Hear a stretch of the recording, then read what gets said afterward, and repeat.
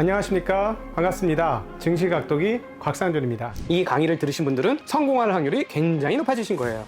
여러분이 투자하신 시간과 가치가 여러분에게 실질적인 노후를 보장하는 수단으로 돌아올 것이라고 저는 믿습니다. 이거 우리끼리 비밀입니다. 이거 딴 데 가서 말씀하지 마세요. 이런 강의하는 사람 거의 아마 제 생각에는 없을 것 같아요. 이건 실전을 해본 사람만 아는 얘기예요.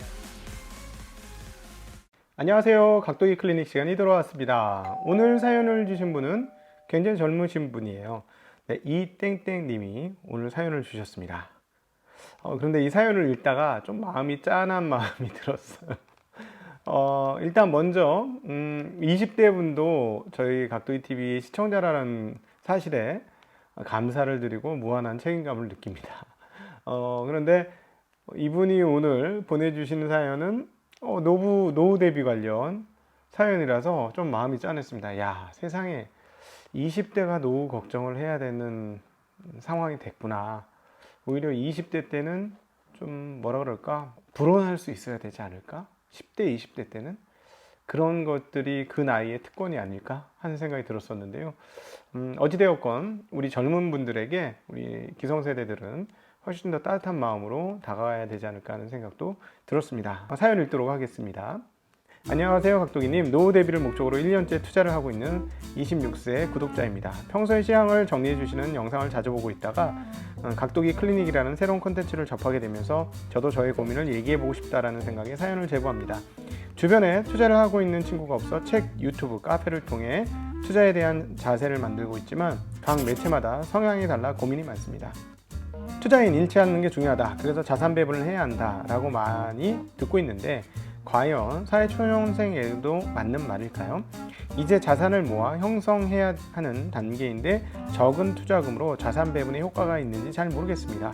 자산의 규모가 크다면 서로가 해지해주는 현상이 일어나겠지만 이제 값 모아가는 단계에선 서로가 해지를 해주는 영향이 없는 것 같습니다. 그렇다 보니 투자를 처음 시작할 때 자산 배분, 주식 6, 채권 2, 현금 1을 실천했지만 지금은 주식 비중이 8로 가장 높고 채권 1, 현금 1로 운용해서 투자하고 있습니다. 과연 적은 금액으로도 자산 배분을 하는 게 맞는 것일지 혹은 그냥 주식에 꾸준히 투자하는 게 좋을지 어른의 지혜를 얻고 싶습니다. 네, 많은 분들이 이제 자산 포트폴리오를 잘해서 투자를 해야 된다 이런 말씀을 하시는데요. 다양한 답이 있을 것 같습니다. 이건 지금 제가 드리는 말씀이 다 정답은 아닐 것이고요. 어쨌든 무엇보다 지금 20대 분들은 사실은 어떤 측면에서 집값이 많이 올랐고 그 다음에 코인값, 그 다음에 주식 가격도 많이 올라가면서 벼락거지가 되었다 하는 생각이 들 수 있는데요. 그럼에도 불구하고 이렇게 포지션을 잘 지켜서 진행을 한다는 건 굉장히 칭찬하고 싶습니다. 그러니까 투자에 있어서 중요한 태도 중에 하나가 자기가 생각하고 세운 원칙을 잘 끌고 갈 수 있는지 여부, 이런 것들이 굉장히 중요한데요. 젊으신 분 치고는 이런 마음을 잘 이렇게 유지하고 있다는 측면에서 높은 점수를 드리고 싶습니다. 자, 그리고 매체마다 성향이 달라서 고민이 많다고 하셨는데요.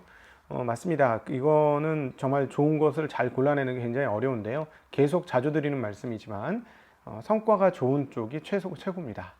그런데 의외로 다양한 제안과 컨설팅 등등을 하지만 실전으로 스스로가 정말로 그 결과가 좋은 분들, 그리고 누적적으로 좋고 앞으로도 좋을 분들이 생각보다 그렇게 많지 않다라는 것은 좀 우리 그 투자자 또는 시청자들 입장에서는 그걸 선택하는 게 굉장히 큰 어려움을 주는 것도 사실이라고 보여집니다. 그래서 계속 보시면서 앞으로 아직 젊으시니까 본 지 얼마 안 됐으니까 어디가 얼마나 열심히 게다가 진실하게 하는지 그리고 실제로 결과가 좋은지 요거의 교집합을 찾아서 이런 교집합을 만들어내는 사람들을 찾아서 청취자와 시청자가 되시면 어떨까 하는 말씀을 드리고 싶고요. 그 다음에 이제 작은 자산으로 투자 자산 배분 효과가 있겠는가. 게다가 올해 같은 경우는 채권이 빠졌으니까요. 자산 배분하신 분들 효과가 안 좋을 수도 있죠. 그래서 이런 분들에게는 어떤 마음인지 충분히 이해가 됩니다. 그러니까 특별히 앞으로 한 2년이 지난다고 해도 채권 금리는 오를 거라고 보지만 채권 금리가 젊은 시절에 만족할 만한 수익률을 줄 수 있겠느냐는 역시 의문입니다. 물론 한 5년 정도 있다가 금리가 더 많이 오른다면 그때는 의미가 있을 거예요. 채권이 예를 들자면 콜 금리가 한 3% 정도 수준까지 올라간다면 기준금리가, 그러면 그때는 채권에 투자할 수 있는 것들이 굉장히 많아질 겁니다. 그때는 채권의 투자 비용을 확실히 늘려야 된다라는 말씀을 드리고 싶고요.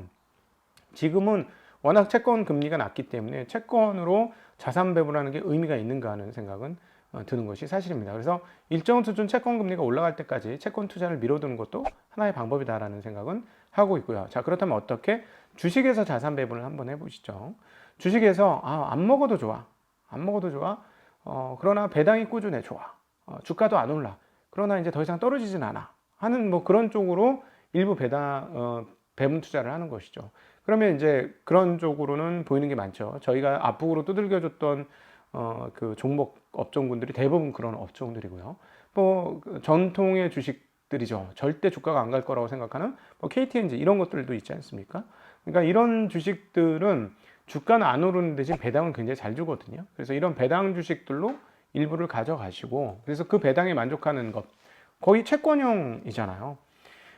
채권형 주식이라는 게 옛날에 일컬어진 게 있었습니다. 뭐 요즘은 그렇게 일컬어지지 않습니다만 배당을 굉장히 많이 주는데 주가가 낮았던 때가 있었죠. 지금 뭐 KTNG를 말씀드렸지만 옛날에 한국전력이 그랬습니다. 배당을 굉장히 많이 주는데 주가는 매우 낮았죠. 배당 수익률이 매우 높았습니다. 그래서 이 주식은 뭐 망할 회사도 아니고 또 뭐 이 정도면 떨어지지도 않을 거다 해서 한 십몇 년 전에는 채권형 주식이다 이렇게 표현을 해서 자, 그럼 채권형 주식, 현금성 주식 뭐 이런 표현을 드렸던 것이죠. 그래서 이런 주식으로 일부를 채권을 대신해서 투자를 해 보시고, 그 다음에 그 조금 수익률이 높은 쪽으로 일부 편입을 해 보시고, 그 다음에 대형적으로 한번 편입을 해 보시고, 뭐 이런 식으로 그 포트폴리오를 주식 내에서 안전한 주식, 그 다음에 약간 공격적인 주식 조금, 그런 대로 괜찮은 주식 또 조금, 이런 식으로 갈라보시면 좋을 것 같고, 현금 보유 비중은 한번 꼭 갖고 가자는 말씀을 드리고 싶습니다. 그 쉽지는 않지만 예를 들어 지수가 평균 대비로 상당히 많이 빠졌다 하면 현금 보유 비중을 줄이고요. 어느 정도 올라왔다 이러면 현금 보유 비중을 다시 늘리는 이런 방법은 우리가 그 기업의 주주가 되어서 영원히 주주로 있지 않는 한에서, 그리고 약간 높은 연수익률을 기대하는 한에서는 굉장히 유용한 방법이 되겠습니다. 네. 오늘 이렇게 귀한 그 사연 보내주신 우리 젊은 이땡땡님께 감사드리고, 사연에 채택되실 분들에게는 저희가 소정의 선물도 보내드리도록 하겠습니다. 감사합니다.